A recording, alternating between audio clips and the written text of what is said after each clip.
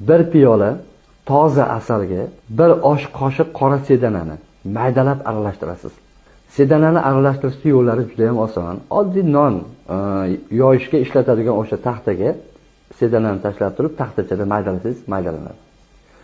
Bir piyola toza asalga aralashtirasiz va erta tongda sahar 3 bilan 5 ni oralig'ida bir choy qoshiq o'sha aralashmani iliq suvga eritib iste'mol qilinganda ichaklardagi gijja qurtlarni juda yaxshi samarali holatda tushirib beradi.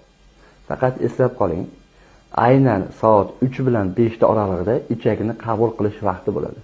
Agar siz 5 bilan 7 oralig'ida iste'mol qiladigan bo'lsangiz, buyrakdagi shamollashlarga yaxshi samara beradi.